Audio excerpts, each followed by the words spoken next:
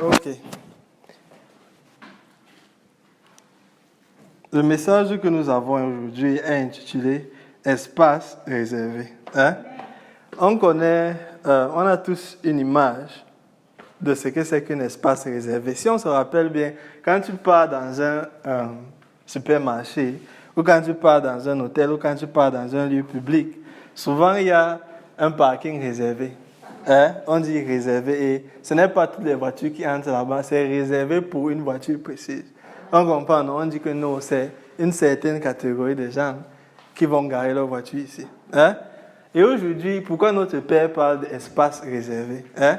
Qu'est-ce qui est réservé?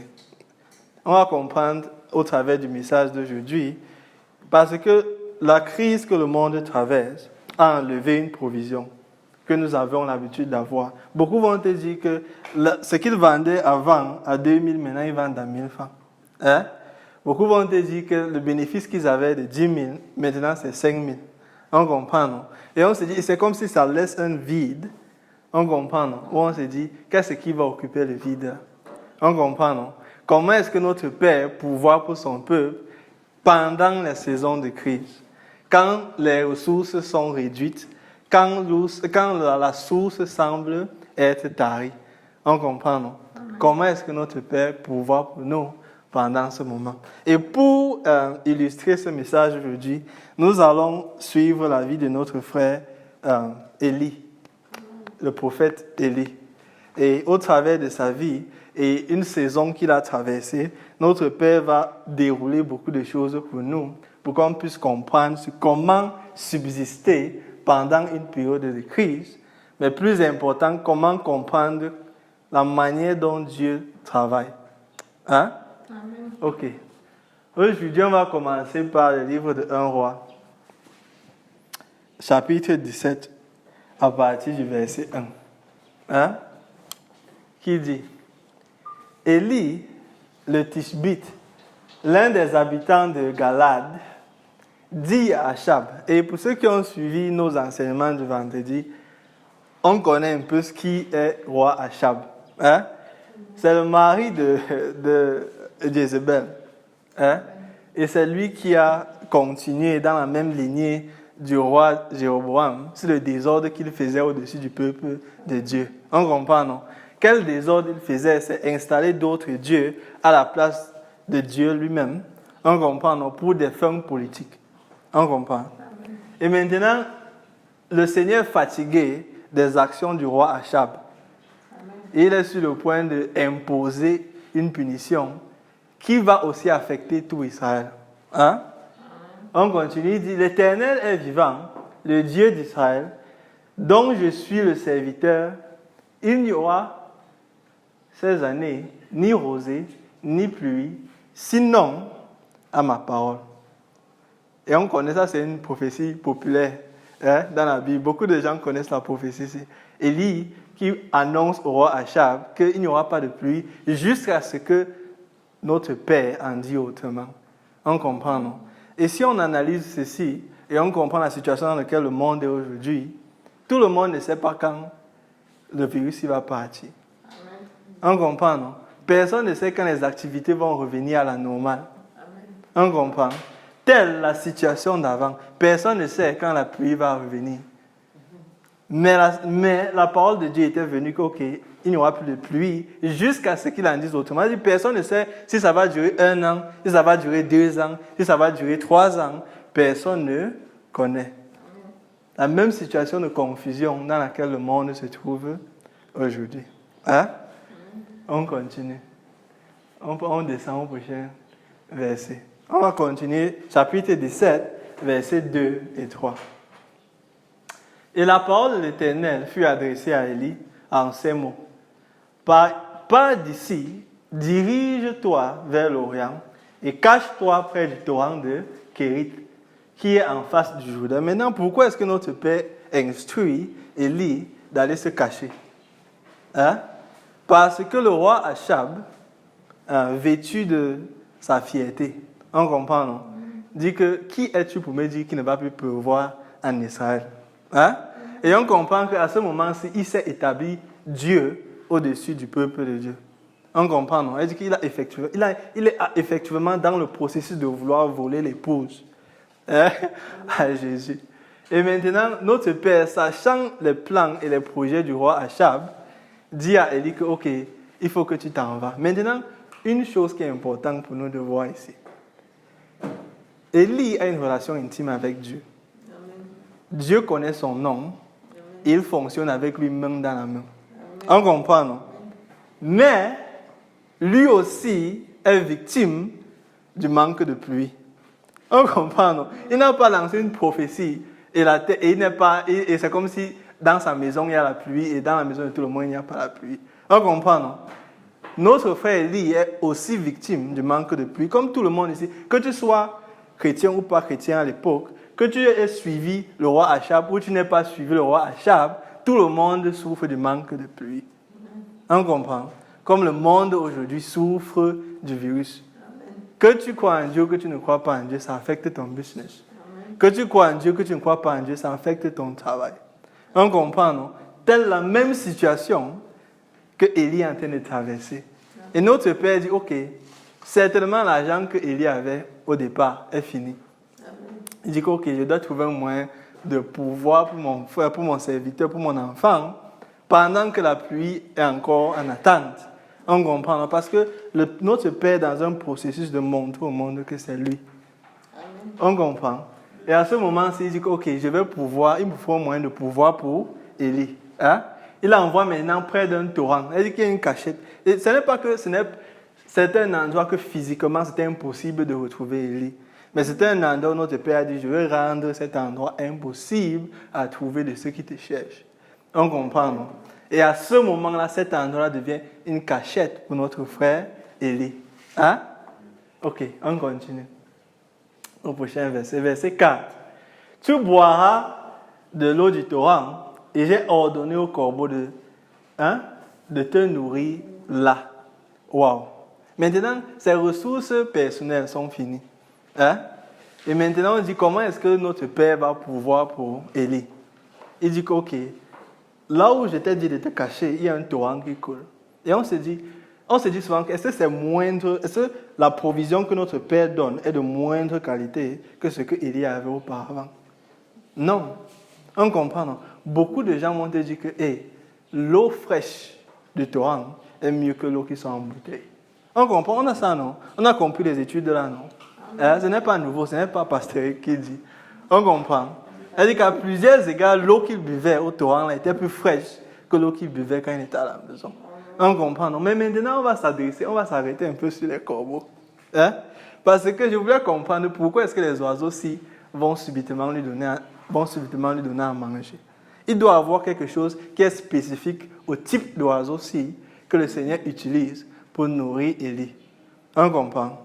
Et quand tu fais ton étude sur les habitudes du corbeau, on va te dire que c'est un oiseau qui est très sage. On comprend, non? Il n'agit pas. On dit il a l'habitude de faire les réserves. Ça veut dire qu'il part quelque part, il prend la nourriture. Et il est omnivore. Ça veut dire qu'il n'y a pas que non, il mange seulement les herbes ou il mange seulement un repas qui est propre aux oiseaux. Il est omnivore. Ça veut dire que tout ce qu'il voit, il prend. Mais maintenant, on dit que même parmi la race des autres oiseaux, souvent il fait exprès de faire une fausse cachette, mais après il peut faire une vraie cachette. Et on comprend le niveau de réflexion. Ce n'est pas un oiseau qui va dire que non, il est bête, il a déposé là-bas et il a seulement volé. On comprend. Amen. Dieu a instruit le corbeau d'aller nourrir Élie. On comprend, non? Si c'est trop spirituel, on va casser ça. Hein? On va casser ça petit à petit. Hein? Mais voici un oiseau qui, de manière naturelle, on dit, il réfléchit, il sait exactement ce qu'il fait. Mais il voit Élie caché là où il met la nourriture et il décide que non, je veux continuer à mettre la nourriture là-bas. On comprend, non? Clairement, l'oiseau aussi est instruit. On comprend, non? Beaucoup de personnes te disent que ce n'est pas... Même quand tu t'assois quelque part et qu'un oiseau reste là-bas, il va quitter. On comprend, non? Mais ça demande une autre chose que l'oiseau continue à rester là-bas. On comprend. Ça demande une instruction, ça demande le pouvoir de Dieu. On comprend, non? Et ça, ce sont les moyens naturels que notre Père a utilisés au moment-là pour pouvoir pour Élie. Ceci, ça peut être ton business, ceci, ça peut être ton travail. On comprend, non? Ceci, ça peut être la petite activité que tu as qui te ramène de l'argent. On comprend, non? Mais ça, c'est un moyen naturel que notre Père utilise pour pouvoir pour son enfant. Hein? On continue au prochain verset. Verset 6. Le corbeau lui apportait du pain et de la viande le matin. Waouh! Pas n'importe quoi, le pain et la viande. Hein, le matin. Et du pain et de la viande le soir. Et il buvait de l'eau du torrent. Ça veut dire qu'il a l'eau fraîche. Il a le pain et la viande matin et soir. Il n'a pas de problème. Et on se dit à chaque fois que Élie se réveille dans la grotte, on comprend, non? Il doit absolument avoir confiance en Dieu que l'oiseau là va revenir. On comprend, non? Parce que c'est un moment de dire que non, il peut partir. S'il ne vient pas à l'heure qu'il vient d'habitude, comment est-ce que je vais faire? On comprend. Mais la confiance que Élie a, que mon Père va continuer à permettre que mon travail ici, mon business ici, mon activité ici, continue à pouvoir pour ma famille. On comprend, non? Il dit, ok, les histoires de pluie va venir, pluie n'est pas là. On comprend. Il dit qu'il comprend ce que le Père est en train de faire à la grande échelle. On comprend, non? Mais comment est-ce que mon Père va m'aider à survivre pendant cette saison? Hein? C'est ça qu'on est en train d'observer au travers de notre frère Élisée. Non, Élie. Hein? Élisée, c'est quelqu'un d'autre. Ok, on continue. Verset 7, chapitre 17, toujours un roi. Mais, au bout d'un certain temps, et ça c'est important pour nous, ça c'est très important pour nous, mais au bout d'un certain temps, le torrent fut sec. Waouh! Même la provision que Dieu lui avait donnée diminuait. On comprend, non? Je dis que, waouh, papa, voici le travail que j'avais au départ. Au départ, ça me donnait 10 000. Maintenant, ça m'a donné 5 000. Maintenant, ça m'a donné 2 500. Il voit seulement comment ça s'éteint comme une bûchette d'allumettes. On comprend, non? Comment est-ce que je vais faire? La provision naturelle, qui est ton talent naturel, ton métier d'exercice, ton activité d'exercice, on comprend, non? Commencer à s'assécher. On comprend. Il dit, car il n'était point tombé de pluie dans le pays. C'est là où ma tête dit, waouh! Parce que souvent, quand tu n'arrives pas à boire l'eau à la maison, tu te dis que mon père ne m'aime pas. Mais il parle avec Dieu chaque soir. Dieu lui a donné la prophétie qu'il ne va pas pleuvoir. Amen. Et il souffre du manque de pluie. Mais il a une relation intime avec Dieu. Souvent, on identifie que je n'ai pas pu mettre la nourriture dans la marmite parce que mon père se plaint de quelque chose que j'ai fait. On comprend, non? Et on est en train de mettre le frein à notre propre relation avec lui parce qu'on identifie la peine qu'on est en train de traverser à quelque chose qu'il est en train de faire. On comprend, non? Dieu n'a rien à voir avec le torrent qui vient de s'assécher. C'est une conséquence naturelle de manque de pluie. On comprend, non? Mais le torrent, pour un moment, était la provision pour Élie pendant la sécheresse. On comprend. Maintenant, le torrent est en train de s'assécher. On dit, waouh, comment est-ce que Dieu va faire pour continuer à pouvoir pour Élie?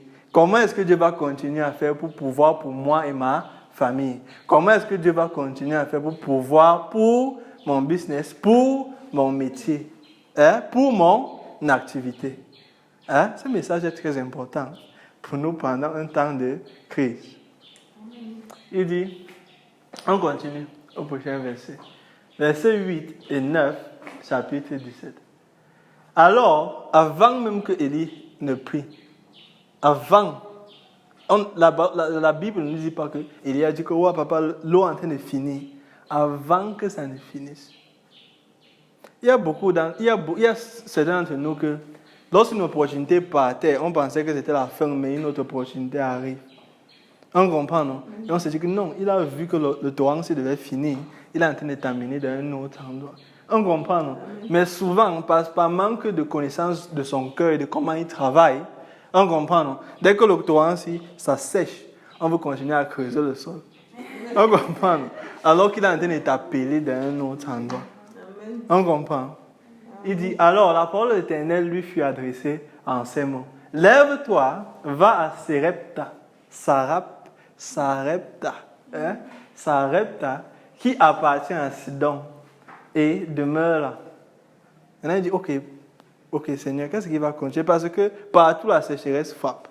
On comprend, non? Partout il y a manque. Qu'est-ce qui se passe ici? Qu'est-ce qui se passe? On dit, voici, j'ai ordonné à une femme veuve de te nourrir. Et quand je lis ça jusqu'ici, je me dis que waouh, il va prendre une femme riche. On comprend, non? Une femme veuve riche qui a beaucoup d'argent. Hein? Et parce qu'elle a beaucoup, de son beaucoup, elle va donner à Élie. On comprend, non? Non, parce qu'elle a beaucoup de son beaucoup, elle va donner à Élie. On sait que la sécheresse prend partout, mais il y a certains qui ont plus de réserves. Hein? Peut-être qu'il va prendre une femme qui a plus de réserves que beaucoup de personnes. Hein? Quelle est la personne que notre Père va choisir? Comment est-ce que Dieu pourvoit pour Élie, hein, lorsque le coronavirus, son impact économique devient important? On comprend, non? Quand son impact sur mon travail devient important. Hein?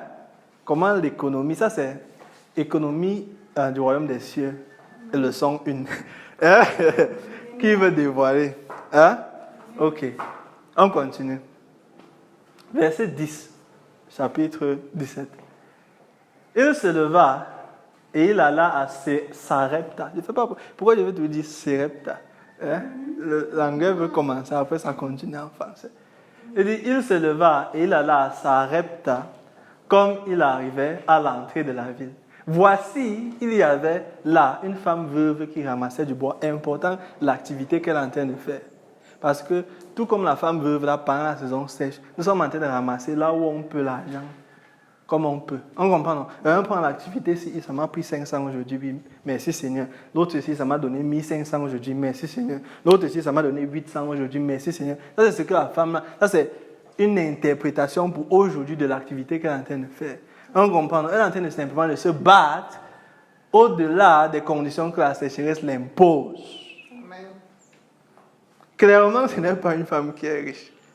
On dit, Dieu, qu'est-ce que tu fais? Pourquoi est-ce que tu as choisi une femme veuve qui se bat aussi comme moi je me bats, hein? pour me venir en aide. Hein? Notre Père a dit ça. Hein? Il appela et dit, va me chercher, je te prie, un peu d'eau dans un vase afin que je boive. Ça c'est facile. Ça c'est une instruction facile. Hein? C'est facile. On dit que non, ça c'est rien que aller à l'église le dimanche. C'est facile. Ça c'est prier une fois par jour. Ça c'est facile. Hein? Tu peux donner 10 minutes, tu peux donner 5 minutes, ça c'est facile. Hein? On continue. Notre Père a quelque chose ici. Hein? Verset 11. Et elle alla en chercher. Maintenant, pendant qu'elle part chercher l'eau, il l'appela de nouveau et dit, apporte-moi, je te prie, un morceau de pain de ta maison. De ta main, oui. De ta main. Hein? Waouh. Moi, il me dit, pourquoi est-ce qu'il dit ça en 2 temps? Il pourrait dire en 1 temps que donne-moi de l'eau et du pain. Parce qu'il sait que l'eau, surtout dans la saison là, il te faut l'argent pour acheter la nourriture. Mais tu peux facilement trouver un endroit, quelqu'un qui va te donner l'eau quelque part. On comprend, non? Mais parce que la nourriture implique une décision financière.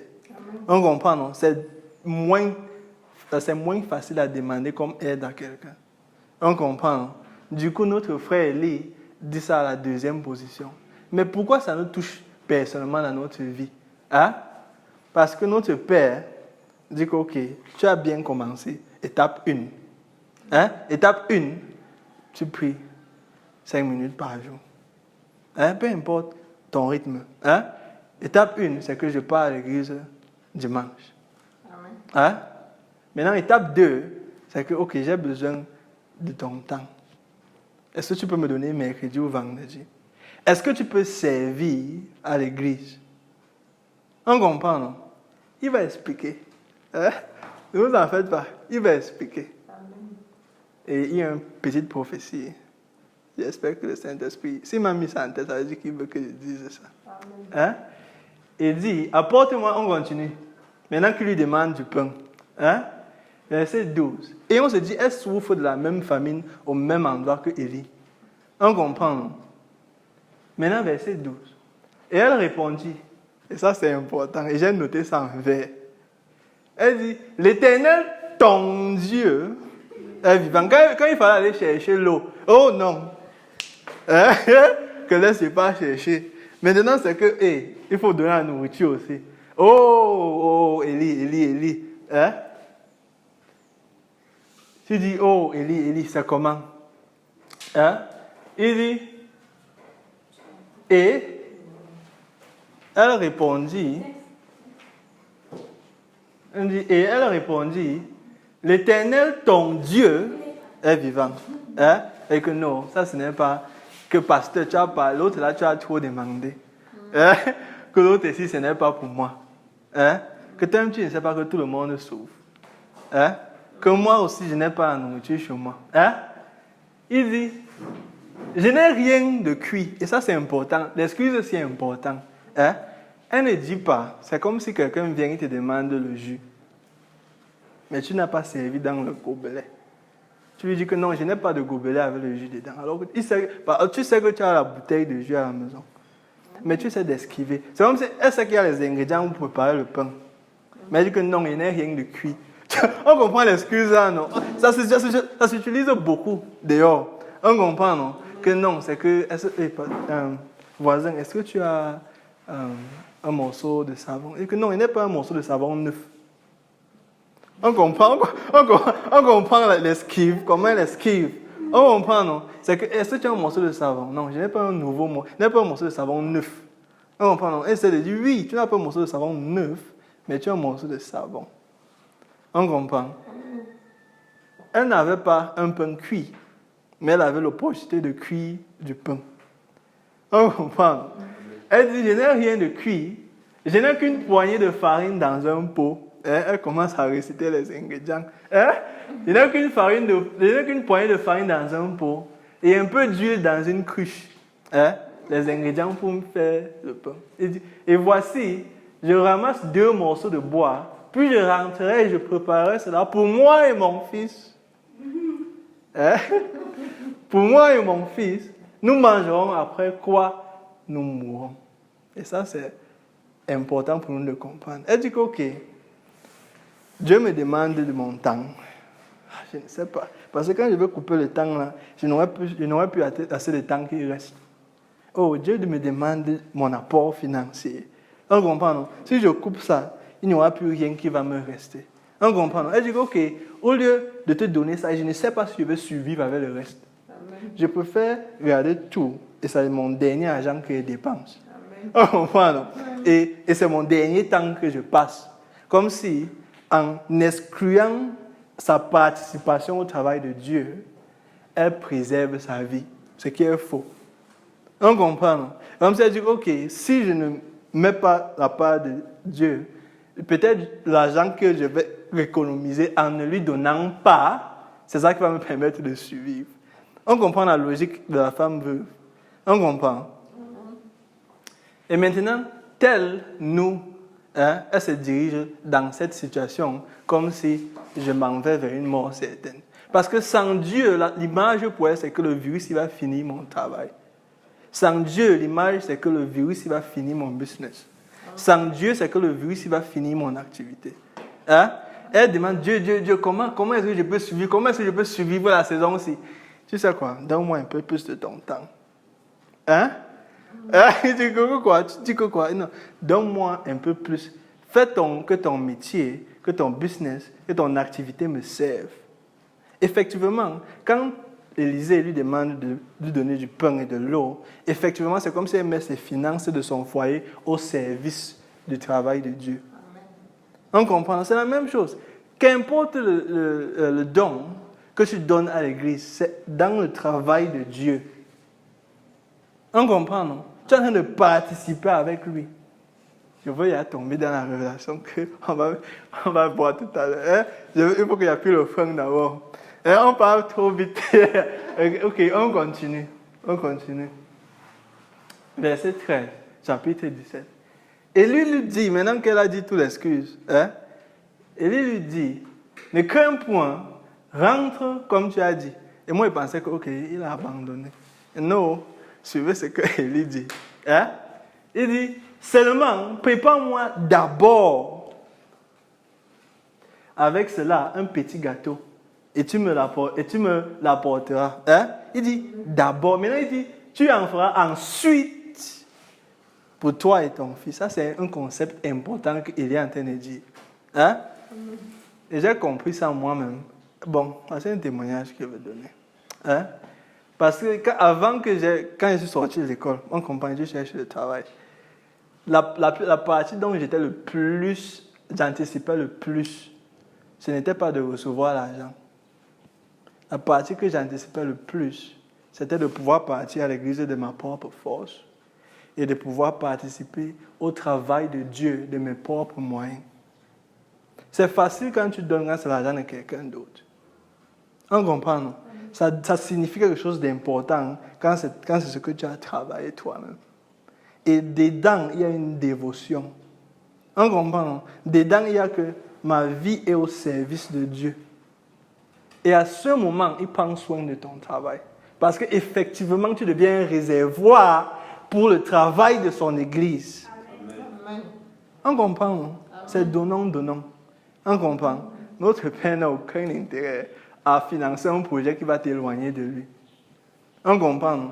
Il y a beaucoup d'entre nous qui veulent venir dès que, ok papa, je veux que le projet s'y marche. Il te dit, oui, je veux aussi que ça marche, mais comment est-ce que ton projet va me servir? Amen. On comprend, non? Mais on dit, non, il faut que le projet marche. Mais la vérité, c'est que si pouvoir pour le projet, tu vas partir.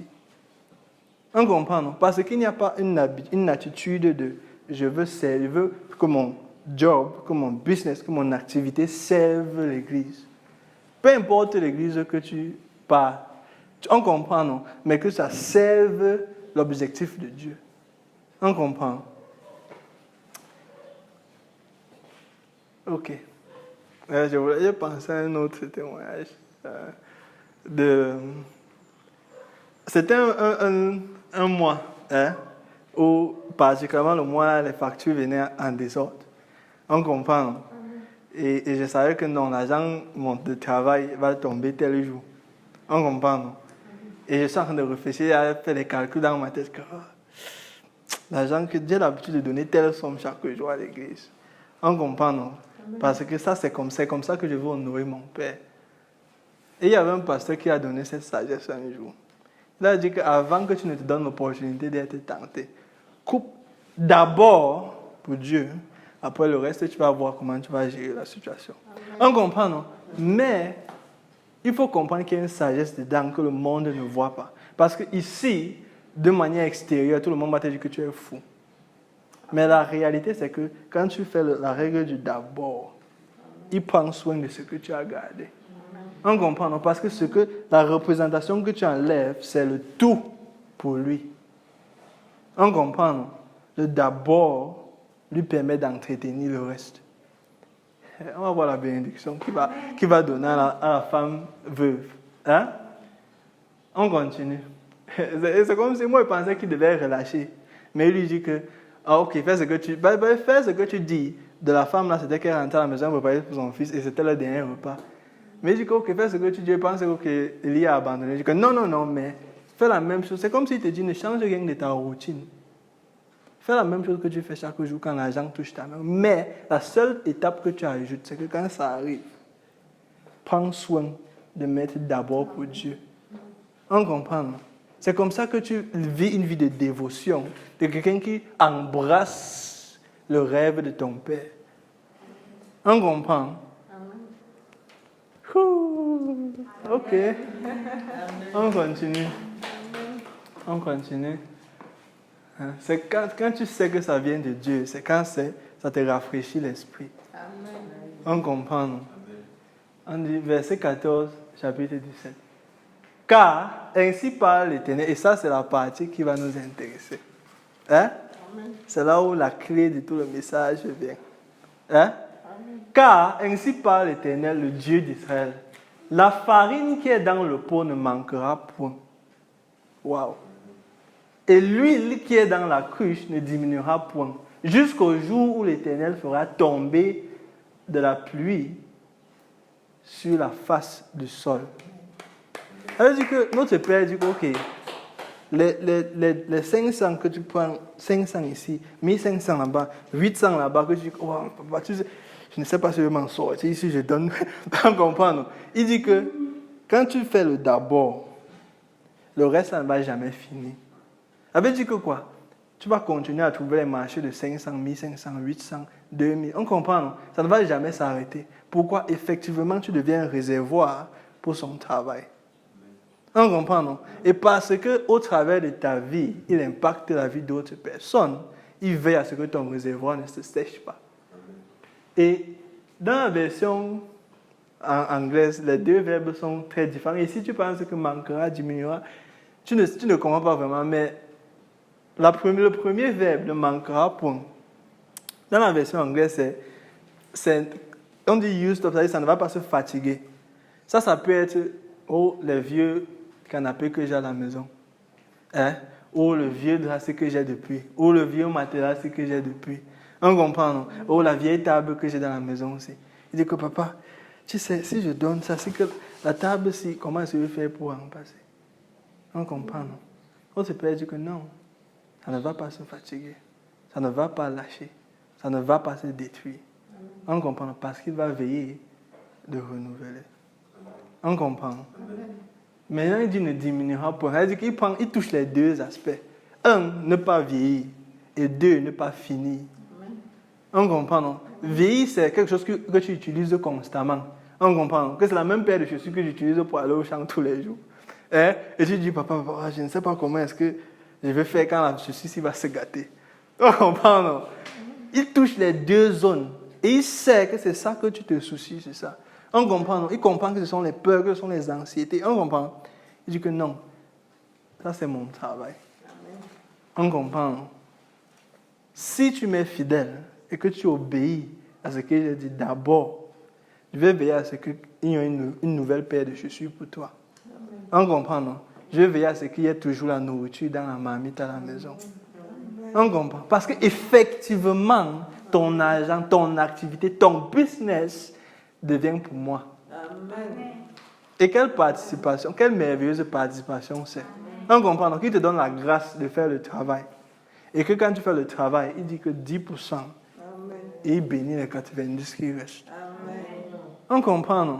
Il dit qu'il est de tous les côtés. Il est celui qui donne l'énergie. Il est celui qui récompense quand tu obéis. Amen. On comprend, non? Ne laissons pas nos finances être dirigées et absorbées par le monde. Amen. On comprend, non? Ayons la sagesse de savoir comment est-ce que l'économie selon Dieu fonctionne. Amen. On comprend. Si tu as une activité, un job, un business que tu mets au service de Dieu, on comprend. Il va veiller que rien ne manquera et rien ne diminuera. On comprend, non? Hein? C'est comme ça. Il n'y a pas de secret derrière les activités d'Éric ou les activités de Marc. Il n'y a pas de secret derrière ça. On comprend, non? Tout le monde souffre derrière le problème de virus. Amen. Tout le monde souffre derrière les conditions économiques africaines. Amen. On comprend, non? Qu'est-ce qui fait que le seau que tu as à la maison ne t'arrive pas? C'est parce que activement, tu prends de ce que tu as pour dire que papa, voici ce que je vais te donner. Amen. On comprend. Amen. Et il dit que je vais veiller à ce que ce qui reste ne finit pas. Amen. Hein? Très important. On dit espace réservé. Hein? Et l'espace réservé là, c'est quoi? C'est le temps que tu lui donnes. Amen. C'est l'argent là que tu lui donnes. Amen. On comprend, non? C'est le moment. Oui, partageons la prophétie. Hein? C'est quelque chose qui va se passer. Hein? Je ne dis pas ça d'habitude. Mais c'est quelque chose qui va se passer. Et c'était un jour quand je préparais un message similaire avec d'autres versets. Hein? Et notre Père, ce que je vois en ce moment-là, c'est parce que j'avais en mémoire les moments difficiles que nous traversons comme Église. On comprend, non? Beaucoup de gens qui viennent chaque jour, mais qu'honnêtement, ils ne voient pas encore l'apparition de ça dans leur économie. Ils ne voient pas encore l'apparition de ça dans leur maison. On comprend, non? Et ce que je voyais au moment, c'était... J'avais en image les chariots qui ont porté Élie lorsqu'il est... On dit qu'Élie n'est pas mort, les chariots l'ont emporté. On comprend, non? Et ce que tu vois, ce sont les chariots qui sont en or. Et avec les chevaux qui ont les ailes. Et chaque chariot porte des colis. pour récompenser la fidélité de certains enfants. Et sur les chariots, plusieurs chariots, on comprend. Et il y a les noms des gens sur ça. Amen. On comprend, non? Et ça se dirige vers la terre, on comprend, non? Pour pouvoir y arriver à destination à ceux qui sont fidèles sur la règle de d'abord. Amen. On comprend, non? Tu peux participer pour le travail de Dieu de plusieurs manières. Amen. Ça peut être financièrement, ça peut être par ton apport avec les mains. D'une manière ou d'une autre, ton activité pour être bénie doit être impliquée en quelque chose sur les activités de l'Église. Amen. On comprend, non? Ça veut dire que si ce n'est pas quelque chose que tu peux faire directement, que par exemple que tu conçois quelque chose que tu donnes, si tu dis que ok papa, peut-être c'est financièrement, peut-être c'est ma main que je vais donner. Que ok papa, quand il y a souvent un service, voici ce que je vais faire. On comprend, non? Et notre Père a des colis pour récompenser cela. Et quand il va venir, on comprend, non? Ça va continuer avec d'autres vagues. On comprend, non? Mais sachons que ceux qui vont être récompensés, on suit l'exemple. On comprend, non? On suit l'exemple. Hein? Et mettons nos activités, nos métiers, nos business au service de Dieu. Amen. On comprend. Il n'y a aucun... On dit, c'est une nourriture solide pour enfants matures. On comprend. Mais la vérité avec notre Père, c'est qu'il n'a aucun intérêt à financer un projet qui va t'éloigner de lui. Amen. Si tu lui dis que papa, voici le projet que je vais réaliser et voici comment je vais faire, je vais implémenter mon d'abord. On comprend, non? Amen. Que papa, voici comment je vais t'honorer dans l'activité-ci. Amen. Hein? Là, je dis, ok, mon fils, on commence. Amen. On comprend, non? Ok, ma fille, on commence. Amen. On comprend. Mais il y a une bénédiction derrière ça. Et ça, c'était la parole qui était venue à la femme veuve. Hein? Que l'huile ne finira pas. On dit, comment est-ce que Dieu bénit? Hein? On va voir. On continue. Prochain verset. Verset 15. Elle alla et elle fit selon la parole d'Élie. Et pendant longtemps, pas pour un jour, pas pour une semaine, pas pour un mois, pas pour un an. Pendant longtemps, elle eut de quoi manger. Waouh!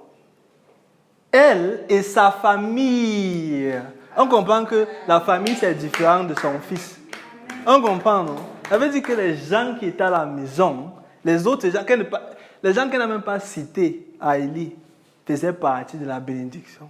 Amen. On comprend. Comment est-ce que Dieu peut utiliser quelque chose aussi simple pour pouvoir une bénédiction qui couvre tellement de personnes? On comprend, non? Simple chose. Comment est-ce que tu m'honores dans ton activité? On comprend, non? Et ce qu'on pense qu'on enlève, on ajoute. On comprend. Waouh. Il dit elle et sa famille aussi bien qu'Élie. Elle dit elle est partie et chaque fois c'est que papa, voici ce que je fais pour ton serviteur. Élie. Dieu voit, Dieu ne doit à personne. Amen. On comprend, non? Le temps que tu prends pour venir servir à l'église, il ne va pas dire qu'on va mettre ça sous le tapis. Il ne doit à personne. On comprend, non? Le temps et les efforts que tu prends pour dire que voici l'offrande que je vais donner, il ne doit à personne. On comprend, non? Il va veiller à ce que tu sois récompensé pour la foi que tu as exercée au travers de ton activité. On comprend. Comment est-ce qu'on protège nos activités de l'ennemi? Comment est-ce qu'on protège nos activités de la tempête, du vent, de la pluie? On comprend, non? C'est en soumettant nos activités à Dieu. On comprend. Les deux là, c'est deux trucs que nous prêtons attention. Beaucoup. Notre temps et notre argent. On comprend. Et c'est là où notre vie tourne. C'est pour ça que il y a une verset dans la Bible qui dit que là où il y a ton trésor, c'est là où il y a ton cœur. On comprend. Elle dit que si tu values, comment est-ce que tu utilises ton temps et ton argent va déterminer comment est-ce que tu fonctionnes dans l'économie du royaume des cieux. On comprend. Si tu penses que tu sauves du temps en ne lui donnant pas de temps, tu vas te retrouver avec moins de temps. Amen. On comprend ce que je dis. On dit que si tu penses sauver le temps en ne lui donnant pas du temps, tu vas te retrouver sans temps. Amen. On comprend, non? Si tu penses que en lui donnant pas l'argent, en lui donnant pas un apport financier, hein, tu vas garder l'argent, tu vas te retrouver sans argent. Amen. On comprend, non? Amen. Parce que l'économie du monde est fragile. Amen. Tu vas trouver un moyen que l'argent là va sortir. Fiou. On comprend, non? Que le seau ne se remplit jamais à le tout. On comprend. Notre Père donne une sagesse importante pour nous. Ça, c'est comment survivre la crise, hein, selon la volonté de notre Père. On continue. Verset 16, chapitre 17. La farine qui était dans le pot ne manqua point. En effet, selon la parole de Dieu, quand la femme veut rentrer à la maison, la farine n'est pas finie. Ce n'est pas que supernaturellement, ce n'est pas quelque chose que, on pense que ici c'est supernaturellement que quand elle est partie, le seau n'arrivait pas à se vider. Non, ce n'est pas que le seau n'arrivait pas à se vider. C'est qu'à chaque fois, pour la quantité qu'elle a utilisée, qu'elle pensait qu'elle perdait pour Élie, Dieu remplaçait avec un autre marché. On comprend, non? Elle dit qu'à chaque fois qu'elle parle d'utiliser quelque chose, peut-être ton temps que tu lui donnes. Je pense que non, ça va être moins de temps avec les gens que j'aime. Non. Pour le temps que tu lui donnes là-bas, les 15-30 minutes que tu lui donnes, il va te donner le temps pour passer avec les gens que tu aimes. On comprend, non? Ce n'est jamais, il n'est pas comme s'il t'étouffe. On comprend, il ne t'étouffe pas. Il n'étouffe pas ton activité, il n'étouffe pas ton travail, il n'étouffe pas ton business. On comprend, non? Pour le peu que la femme lui donnait, qu'elle fait la farine, demain elle rencontre quelqu'un qui va lui dire hey, ma soeur, j'ai la farine, je ne sais pas ce que vous voulez faire avec. Oh, je voulais te donner. C'est comme ça qu'elle remplit. On comprend, non? Un autre jour, c'est que non, elle prend un marché de 500, elle achète la farine et rentre à la maison avec. On comprend. Mais Dieu trouve toujours un moyen que la farine ne manque pas chez elle. Pourquoi? Parce qu'elle a utilisé la règle d'abord. Amen. Hein? Il dit, et l'huile qui était dans la cruche ne diminuera point. Selon la parole que l'Éternel avait prononcée par Élie. On continue. Au prochain verset. Verset 17. Après ces choses, le fils de la femme, maîtresse de la maison, devint malade. Hein? On se rappelle. Et c'est quand on dit maîtresse de la maison que tu comprends qu'elle vivait avec plus de personnes. Mais certainement, le temps était devenu tellement dur qu'elle rétrécissait que non, c'est seulement moi et mon enfant. On comprend, non? Que ok, même parmi ceux qui sont à la maison, je vais seulement diminuer ça sur ceux que j'aime vraiment. On comprend les temps durs. Quand ça frappe, on comprend, non? C'est que ok, c'est mon enfant que je veux d'abord nourrir. Hein? Maintenant, clairement, quand il dit maîtresse de la maison, tu comprends qu'il y a beaucoup de gens dans la maison. Ce n'était pas seulement elle et son enfant, comme on aurait pu croire lorsqu'elle s'est adressée premièrement à Élie. Hein? Maintenant, l'enfant tombe malade. Pourquoi est-ce que le Saint-Esprit continue? Il pourrait pu s'arrêter à ok, elle a préparé, l'histoire est bien finie, on plie les bagages, on part. Mais ici, il veut révéler quelque chose pour nous. Pourquoi est-ce que la femme veuve vivait dans une situation où elle se dirigeait vers son dernier repas? Hein? Il veut mettre la lumière sur ça pour qu'on comprenne les blessures qui nous empêchent de fonctionner avec lui. Hein? Après ces choses, le fils de la femme, maîtresse de la maison, devint malade. Et sa maladie fut si violente qu'il ne resta plus en lui. Hein? Plus en lui de respiration. Waouh! Elle dit qu'il devenait de plus en plus faible à cause de la maladie. Ça, c'est tel coronavirus. Hein? Ce sont les symptômes de ça. On dit que non, tu parles doucement, tu n'arrives plus à respirer. On comprend, non? Notre Père parle en tout temps. Hein? Un verset qu'on pense que non, c'est derrière. Il te prouve que c'est aujourd'hui. Amen. Hein? On continue. Verset 18. Cette femme dit alors à Élie, maintenant la femme veuve, qui avait reçu son miracle au travers des mots d'Élie, et ils sont toujours dans la période de sécheresse. Mais maintenant, elle sait comment fonctionner avec Dieu. Elle a compris la règle du d'abord, elle n'a plus de problème de manger ou de boire. Parce qu'elle n'est plus stressée par rapport à demain, mais elle accepte la provision de Dieu pour aujourd'hui. Hein? Cette femme dit alors à Élie, qu'y a-t-il entre moi et toi? Ce n'est plus que Dieu. Laisse d'abord Dieu là en paix. Hein? C'est que c'est toi qui m'as dit hein, que Dieu m'aimait. C'est toi qui es venu et a mis toutes ces bénédictions dans ma vie. Il dit, qui a entre toi et moi? Elle pense ça maintenant comme si, parce que l'instruction que Élie lui a donnée semblait hors du commun. Hein? Et peut-être à ce moment-là, elle a attribué ça à Élie. On comprend donc que c'est sa faute, c'est son conseil bizarre là qui a amené la maladie de mon enfant. On comprend, non? Et condamnation personnelle. Que non. C'est vrai que la nourriture n'était pas pour rien. Je savais que Dieu devait me frapper à un moment donné. Hein? Que je savais, il ne peut pas me bénir comme ça un jour. Hein? Mais on ne comprend pas le sacrifice de Jésus. On ne comprend pas le sang qu'il a versé. Hein? Il dit, homme de Dieu, il dit, entre moi et toi, homme de Dieu, il dit, es-tu venu sur moi pour rappeler le souvenir de mon inquiétude? Pour rappeler le souvenir de mon inquiétude. Ah, waouh, iniquité. Hein? Et pour faire mourir mon fils, hein? Subitement, il dit, ok, elle se rappelle de ses péchés. Hein? Elle est en train de fonctionner normalement que la règle du d'abord. Hein? Que Seigneur, je veux t'honorer à travers de mon activité, à travers mon métier, à travers mon business. Et c'est comme ça que tu vas t'occuper de ma maison. Hein? Subitement, l'enfant tombe malade. Au lieu que ça devienne moi et Dieu pour la guérison de mon fils, c'est que c'est Dieu qui a causé la mort de mon enfant. Hein? Et ça, ceci s'implémente au travers de petits détails dans la vie. On comprend, non? Elle, c'est la mort de son fils. Mais souvent, ce sont les blessures et les abus qu'on a traversés dans le passé. On comprend? Qui rappellent les choses que... Non, la blessure, la plaie, ça me fait encore mal. On comprend, non? On dit que, wow, comment est-ce que je vais faire pour surmonter la situation aussi? Il dit, on continue au prochain verset. Verset 19, chapitre 17. Il lui répondit, donne-moi ton fils. C'est ça que, une instruction simple. Hein? C'est ça qu'il voulait la faire comprendre. Quand tu avais des problèmes avec la farine, il t'a dit, donne-moi. Et la farine n'a jamais manqué dans ta maison. Hein? Tu avais des problèmes avec l'huile, il t'a dit, donne-moi. Il n'a jamais manqué l'huile dans ta maison.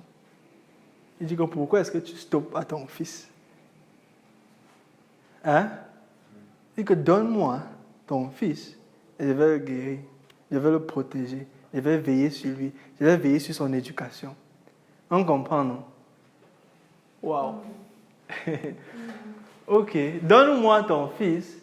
Et il le prit du sein de la femme, le monta dans la chambre haute où il demeurait et le coucha sur son lit. Et c'est là où il prie pour le fils. Et on va voir que le fils va guérir. Hein? Gloire à Dieu. On continue au prochain verset. Verset 23, chapitre 17. Élie prit l'enfant, maintenant qu'il est guéri. Élie prit l'enfant, le descendit de la chambre haute dans la maison et le donna à sa mère. Et Élie dit, vois, ton fils est vivant. Et ce que Jésus dit aujourd'hui, c'est vois les plaies sur ma main. Ça, c'est parce que ça, c'est la croix qu'il a payée pour toi. Il dit que papa, wow, mon fils va mourir, comment est-ce que tu m'as pu me faire ça? Ce sont mes péchés, ce sont mes péchés, ce sont mes péchés, ce sont mes... Il dit que vois, j'ai payé pour tes péchés. On comprend? Que vois, j'ai payé pour tes iniquités. Maintenant, entre toi et moi, il y a une relation saine, une relation ouverte, une relation libre. On comprend? Il ne fait que rappeler ça à la femme veuve. Tu n'es pas seul contre le virus. Tu n'es pas seul contre les difficultés économiques africaines. Hein? Tu n'es pas seul contre les difficultés familiales. Hein?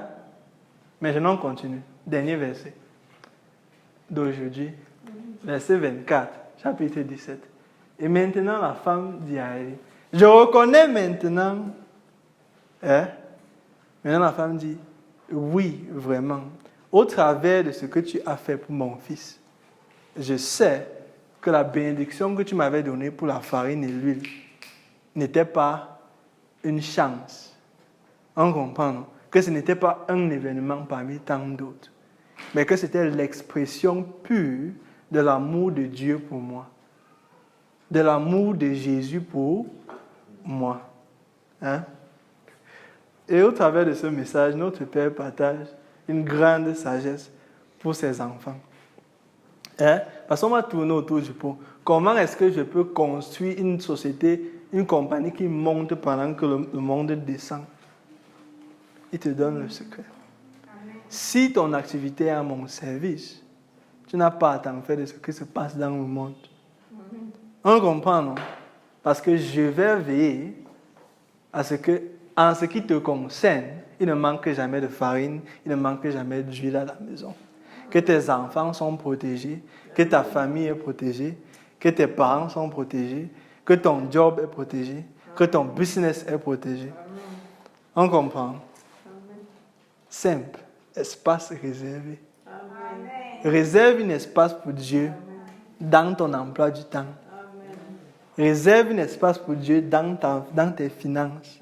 Et ce sera protégé.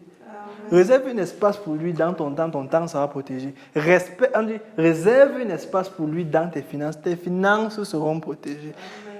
Réserve un espace pour lui dans l'éducation de tes enfants et tes enfants seront protégés. Réserve un espace pour lui dans ta santé corporelle. C'est quand il te dit, voici mon pain, voici ma coupe. Réserve un espace. Tu peux prendre les autres médicaments. On comprend, non? Mais réserve un espace pour sa manière de guérir. Et voir un corps en santé tel que tu n'en as jamais vu auparavant. On comprend, non? Et ça, c'était notre message d'aujourd'hui, intitulé « Espace réservé ». Hein? Et au nom de Jésus, nous avons prié. Amen.